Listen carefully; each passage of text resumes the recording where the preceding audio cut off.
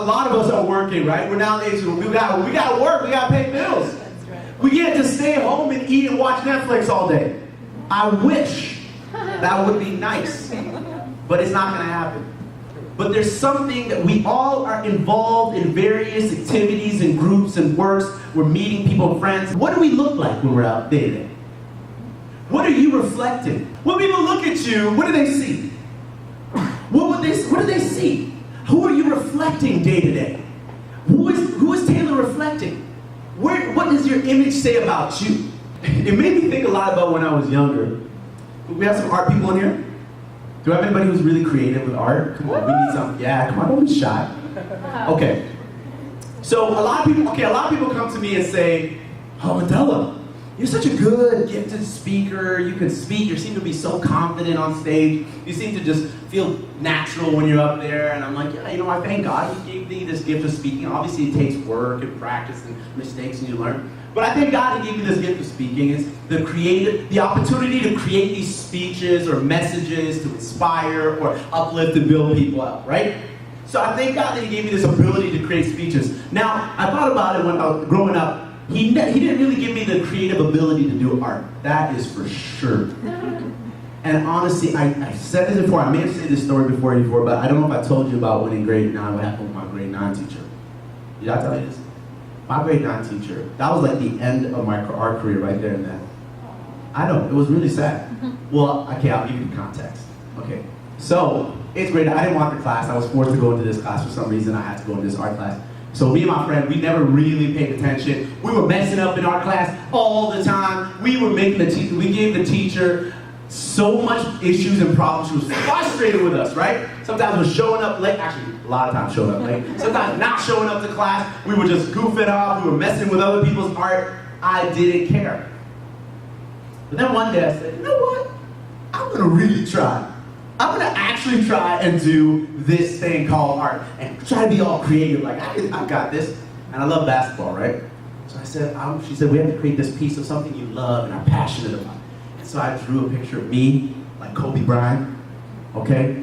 I was like, I imagined myself like Kobe Bryant. If you don't know basketball, he's one of the best basketball players in NBA history, okay? And I started drawing this Kobe Bryant picture of like me about to go for a dunk and the basketball and everything. It was beautiful still. I thought it was like a masterpiece. I thought I was, what is it, Da Vinci? Was he an artist with Michelangelo? What was it? I thought I was so good.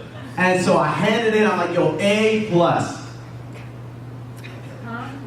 Okay, I'm sorry, I'm already laughing because it's actually so sad. I go, she pulls me to her office in the classroom. She says, what is this? I'm like, what do you mean, what is this? She says, I kid you not, word for word, I know grade 5s who can do better artwork than this. This was from my teacher. I was like, my heart just sank. I was actually genuinely so upset. And I said, well, I put my heart so, and ever since that day, I swore I'll never touch art again. But when I thought about it, I'm like, you know what? I don't have this creative ability to create this art. God gave me this creative ability to create speeches and other things, and every one of us have some creative ability. God has put in each and every one of you an ability to create something, whether it's through music. We saw Emily and Jared and the worship team doing amazing things. They were able to create this ability to create this atmosphere of just awesome worship. When we look at ourselves in the mirror, this creation, this image that God has made, what do you see? And I want to speak on this area, but I want to start off to see the reality of our world and the state that we're in. There's a lot of broken pieces. The mirror is shattered, broken, and cracked. There's a lot of broken pieces. And I want to help us to understand why. But first, I want us to see that me and you have been created. It's important. I know that may seem so simple, but it's so foundational. We're going to go to Genesis chapter 1, and we're going to read verses 26. Always love it. Just everything we go, we can point back to Genesis. Genesis is the foundation. Then God said, let us make mankind in our image, in our likeness, so that they may rule over the fish in the sea and the birds in the sky, over the livestock, and over all the wild animals, over all the creatures that move on the ground. God, He created all this stuff in our world, this amazing world and universe. He creates all these animals, and then He decides to create you and I. And what does He say? I'm going to create these people in our image and our likeness. Well, I don't think we understand how deep that is, how profound that is. I want us to see what it says after if we stay there. So that they may rule over the fish in the sea and the birds in the sky, over the livestock and all the wild animals, and over all the creatures that move along the ground.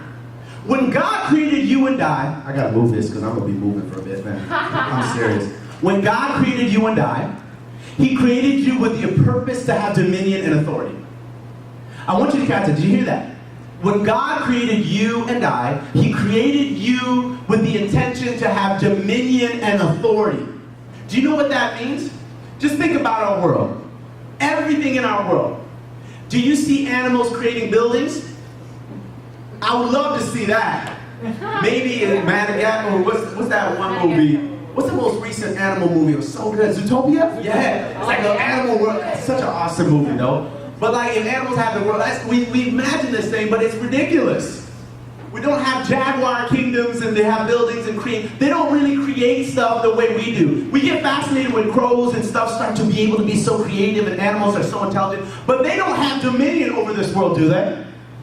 No. I thank God that they don't. This building was created by human beings. Everything we are, bless you. Everything, these chairs, everything that you see around you, these mics were designed and created by human beings. Why is it that we struggle to believe in this creative God who created you and I? Has the answer for our souls. Has the ability to change your situation around. He's created us to have dominion and authority and power. I want us to go to Psalm 139, verses 13 to 14. Stay with me because this is so crucial. It's so important for your walk and understanding in your relationship with God to understand this idea of your reflection, that you have been created by God. For you created my inmost being. You knit me together in my mother's womb. I praise you because I am what? Fearfully and wonderfully made. Your works are wonderful. I know that full well. God, when He was creating the universe, was thinking about how He's going to fashion you. He looked at Taylor and He said, Taylor, oh my goodness, I'm excited. Individually, He's like, I know how Taylor's going to look. I know Taylor's quirks. I know Taylor's desire. I know Taylor inside and out. I knit him in his mother's womb. I got a purpose for Taylor. And I want Taylor to walk with dominion and authority and power.